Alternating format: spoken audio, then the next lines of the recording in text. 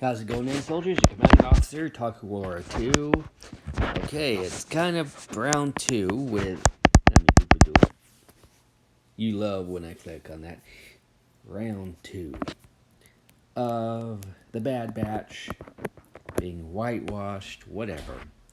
So, I've gone to an article here from .co.com how a genetic mutation led to the white race.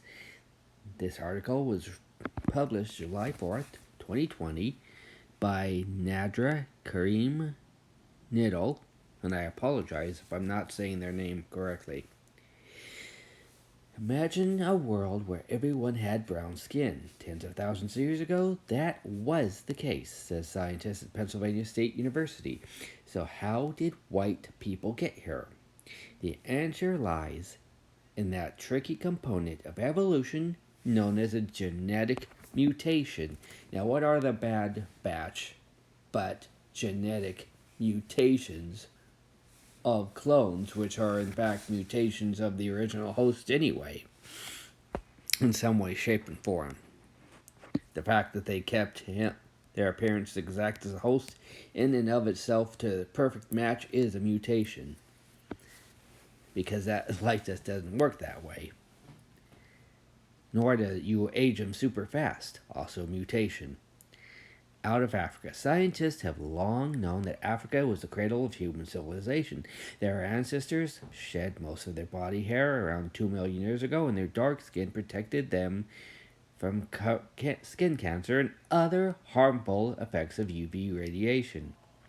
When humans began leaving Africa 20 to 50,000 years ago, a skin whitening mutation appeared randomly in a sole individual, according to 2005 Penn State study. The mutation proved advantageous as humans moved to Europe. And why? Because it allowed migrants increased access to vitamin D, which is crucial to absorbing calcium and keeping bones strong. Sun intensity is great enough in equatorial regions that the vitamin can still be made in dark-skinned people, despite the ultraviolet shielding effects of melanin, explains Rick Weiss of the Washington Post, which reported on the findings. But in the north, where sunlight is less intense and more clothing must be worn to combat the cold, melanin's ultraviolet shielding could have been a liability. That makes sense, but did scientists identify a bona fide race gene as well? Hardly. As the Post notes, the scientific community maintains the race as vaguely defined biological, social, and political concept, and skin color is only part of what race is. So the Bad Batch are still very much part of the culture of Jango Fett. Their skin color is different because of the mutation applied to them as infants and embryos, so they would be better at whatever part the Empire, Old Republic needed them to be.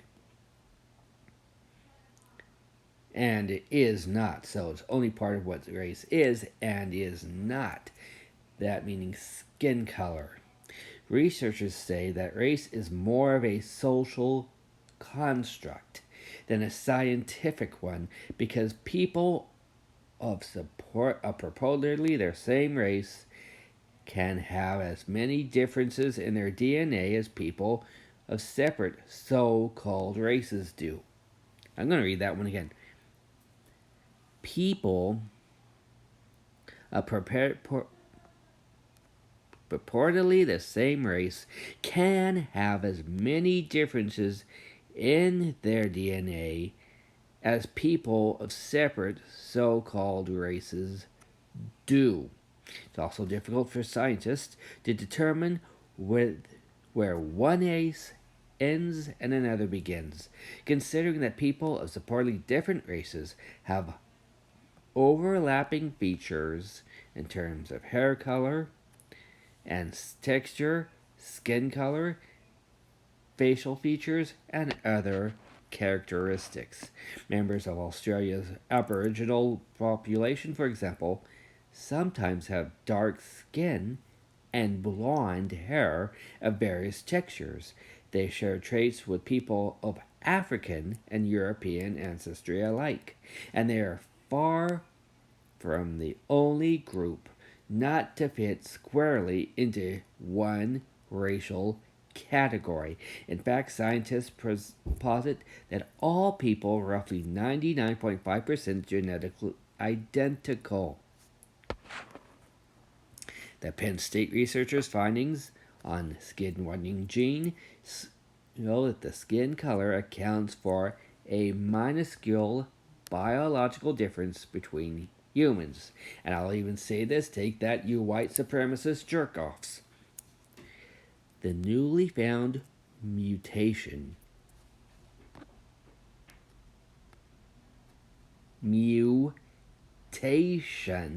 involves a change of just one letter of DNA code out of 31.1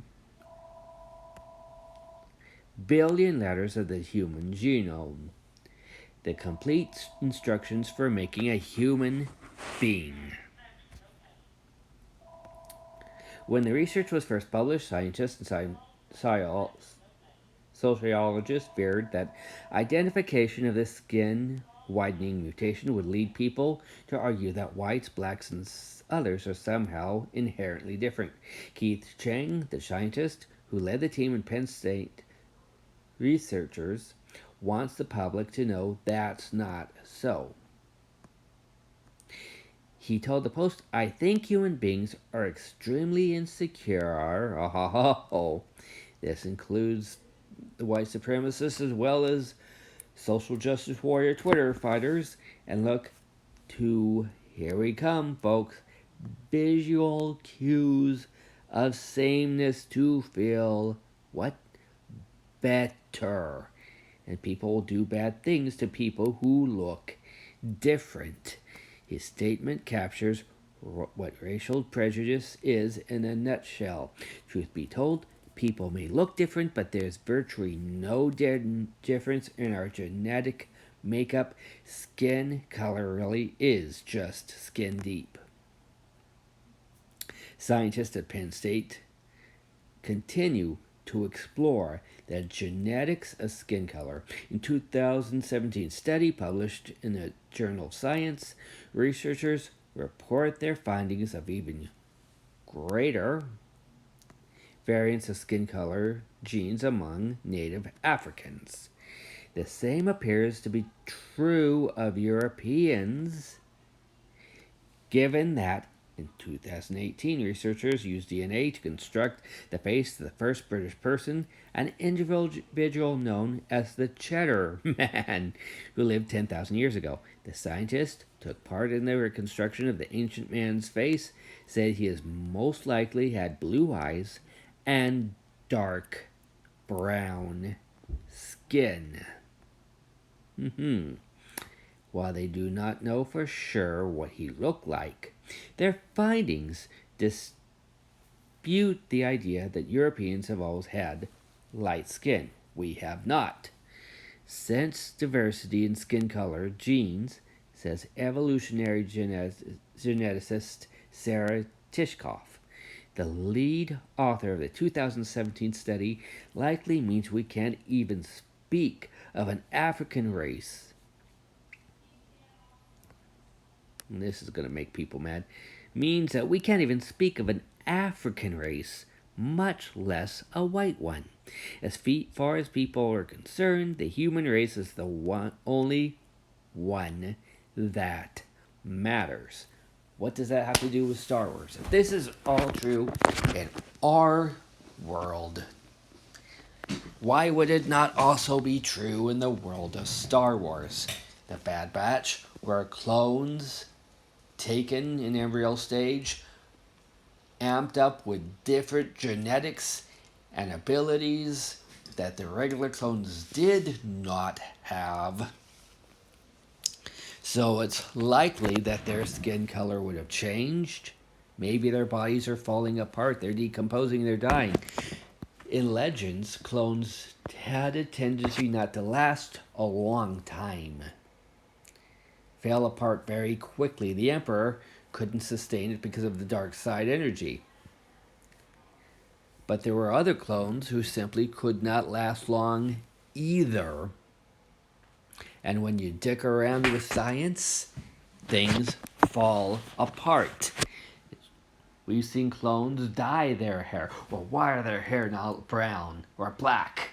We've seen clones dye their hair in the series. Why would the Bad Batch be any different? Why? My brothers and sisters were almost all, blonde. Why am I red? Why do I have red hair? Where does that come? Well, it comes from my biological mother. Blonde, as far as I know, my biological donor didn't have blonde hair. So where did the red come from? Where did the blonde come from? It's a genetic mutation. The Bad Batch, a genetic mutation that causes them to look even more different than what Jango Fett looked like, that caused them to be even more different, act different than what Jango Fett acted, to think differently than their other clones. I mean, it's not rocket science, people. And the fact that I'm going on today in Twitter and now they're, no, we gotta, not even Star Wars, we gotta boycott Genshin Impact for this or for that. All these boycotts, all of this whitewash, all of this blackwash, all of this, it's just over the top. Here is science showing how people have white skin. We're still genetically all, when you want to go down to it, Africans, evolutionary. And if you want to believe in religious, then we're all Middle Eastern. Every single last one of us. So, I mean, I think it's tension to try to make yourself feel better about yourself. You saw what I read in there and it's underlined about people wanting to feel comfortable about having other people the same skin color. I've heard stories of people coming from African countries moving into African American countries here in the US and being ostracized because their skin was too black, even for the African Americans who lived in those neighborhoods. It has to be the right shade of darkness. So it's a human thing. It's ridiculous. But again, here's real life proof where dark skin becomes white skin through a mutation. And when you play around with genetics, that mutation is just going to amp up and ramp up. Jurassic Park showed us life will find a way, whether we wanted it to or not. In fact, you dick around with genetics, you're going to find out it might happen a hell of a lot soon, faster than what it should have happened. Again, my thoughts. I'm going to leave the link to this article in the description. You can read it for yourself without me reading. You guys take care. Stay safe. Have a nice day. God bless. And ciao.